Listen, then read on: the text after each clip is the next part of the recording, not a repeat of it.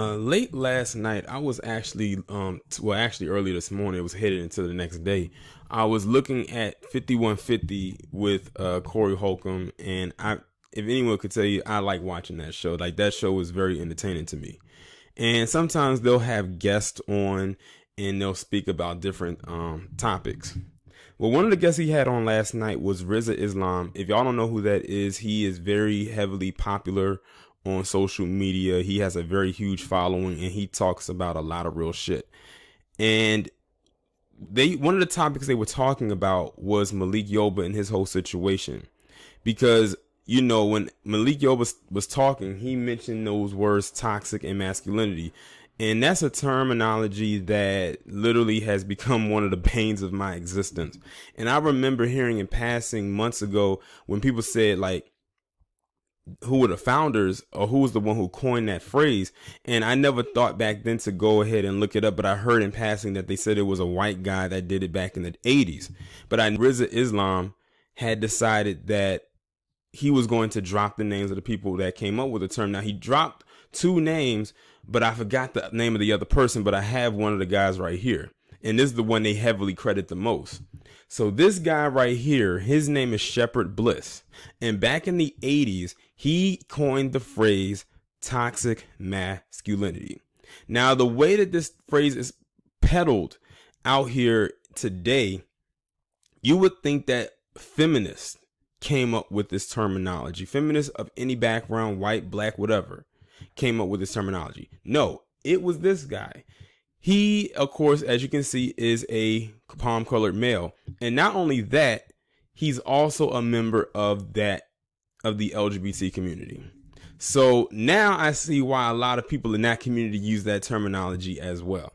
What I'm going to go ahead and do is read this article. Now, this article is from back, I think maybe in January of this year, earlier this year, right around the time when that Gillette ad had dropped, the one that talked about with the fathers and, you know, the toxic masculinity, and the one that had a lot of pushback behind it. And it reads, toxic masculinity was first coined in the context of male positivity in the 1980s, Shepherd Bliss. The first use of the term toxic masculinity is credited to author and professor Shepherd Bliss. Describing the first use of the now controversial term, Bryant Schoolos, in a 2017 essay titled Who's Afraid of Toxic Masculinity, writes that Bliss first used the term in his doctoral dissertation, and that Bliss is also credited with coining the term mythopoetic, used to describe a men's movement popular in the 80s and 90s.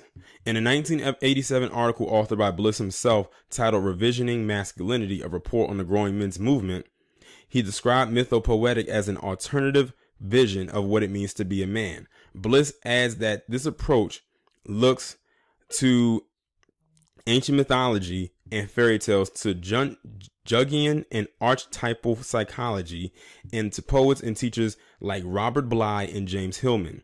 Placed within a historical context, the burgeoning men's movement grew out of a combination of the strength of the women's movement of the 70s and the changing workplace, where women moved into traditional male jobs and men were expected to contribute more at home and with child rearing.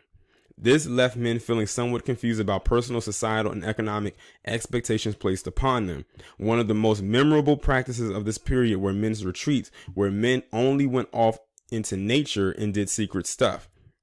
I know this because my father went to be one. He said he couldn't tell me much about it, but that it involved talking sticks, fires, drums, and somehow I envision nudity and chanting. Though I'm not sure about those details. I am positive, however, that he was very upset he was ever circumcised. None of this was in the least bit funny to him, and he did not welcome giggles from me. Bliss described the encounters more like this. In the Mendocino woods, each year since 1982, nearly 100 men have gathered to spend a week together drumming, reciting poetry, learning Aikido, playing volleyball, telling stories, making masks, listening to presentations by men like Robert Bly and psychologist James Hillman, and dancing a wild samba late into the night. In 2014, Bliss entered a discussion on Reddit, writing, I did use the term toxic masculinity, among others, to differentiate forms of male behavior and being that are contrary to the male positive, pro-feminist, gay affirmative positions that I support. That lets you know right there who they were who he was talking to, and why many of those people in those pro arenas that he just mentioned latch onto this so hard. This was a few decades ago when I was active in men's work. I also wrote and talked about cooperative masculinity, which is nature-based. Bliss emphasized a discovery of the authentic self through spiritual searching and communing with nature in an exploration of emotions from grief to ecstasy.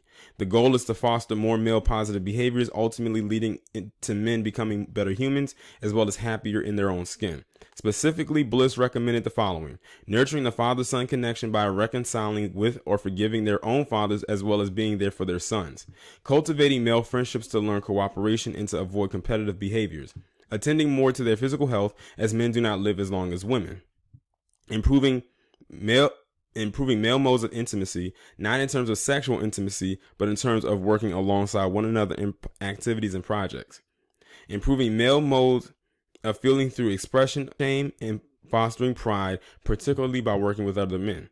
Bliss added that other issues include male-female relationships, homophobia, domestic violence, and men in war. So while today toxic masculinity seems to imply emotionless aggression, competition, sexism, or outright misogyny, homophobia, and other outdated attitudes, Bliss abandoned the term and focused on the positive. He ended his 1987 essay by saying, "The men's movement also has the potential to impact our culture as a whole. If men were placed to place greater value on their relationships with other men, spend more time with their children, have a better connection to nature, work with women for equality, and take better care of their bodies, society as a whole would almost certainly be transformed for the better. Men are changing today too fast for some and not fast enough for others. Though confusing to many, ours is a time of revisioning masculinity and redefining what it means to be a man." So, ladies and gentlemen, y'all just heard me read that article right there. So the whole toxic masculinity thing, you can thank him for that. It was not started by these feminists that peddle that shit as hard as they want to. It was started by this guy. And it's so crazy that these feminists, especially these third wave ones, these anti-male feminists and these male bashing ones, don't like men so much, but they are literally peddling an idea or an ideology that a man came up with. It's amazing. But see, listen, they don't like men so much that they will adopt that ideology of a man that took shots at other men when he thought that he was actually doing this for the greater good. And now they have took that terminology and bastardized it even more and ran with it. And now this is what we have. And then the LGBT community latched onto it and they took it to another level. And I can't help but think that some push this even harder on others than some.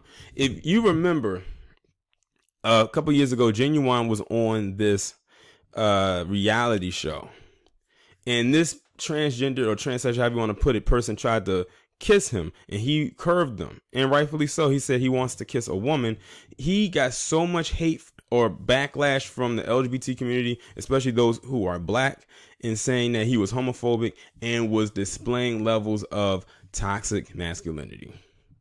And now you have Malik Yoba with his off the wall ass going out here saying the same thing, or saying that that men are toxic in their masculinity because they're not giving a chance of wanting to be with a trans person. Like, it is some scary shit when you put all of that into perspective. When your so-called when your masculinity has now become toxic because you prefer to be with the opposite sex, who is actually biologically born that way. Someone with an XX chromosome, not the XY, pretending to be double X. But I just wanted to come on here and do this brief video talking about where this term came from, because some people never knew that it came from a guy. But, you know, you have these feminazis who are anti-patriarchy peddling this term, but they got this terminology from someone who was a part of the patriarchy. Make it make sense. Y'all let me know what y'all think about this down in the comments, and I'll talk to you in the next one.